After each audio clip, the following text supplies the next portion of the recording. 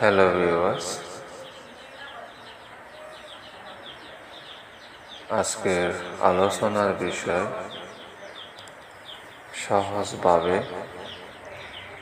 একদম সহজভাবে ইসলামিক তরিকায়, ইসলামিক নিয়মে নারী কিংবা পুরুষ যে কাউকে বশীকরণ করার উপায়সমূহ বলে দিব।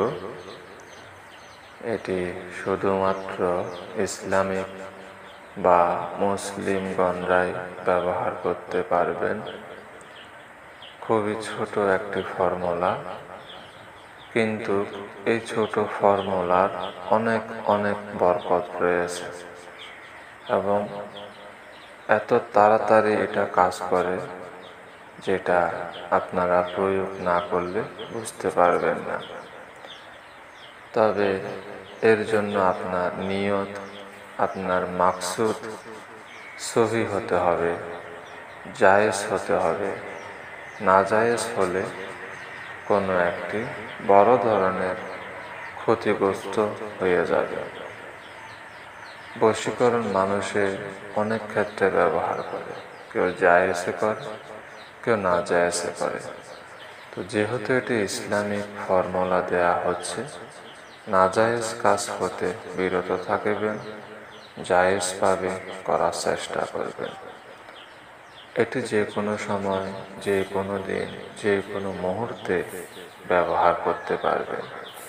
এখানে কিতাবে বর্ণিত রয়েছে, যদি কোনো ব্যক্তিকে নিজের বশীকরণ করার দরকার হয় বা নিজের মহাব্বতে কোনো ব্যক্তিকে ফেলতে হয়, সেটি নারী হোক বা পুরুষ হোক, যেই হোক না কেন, এক গ্লাস ভালো পানি, খাওয়ার পানি, এক গ্লাস ভালো পানির উপরে 786 বার বিসমিল্লাহ বিসমিল্লাহ বিসমিল্লাহ এভাবে পরে পরে ফোঁ দিতে হবে।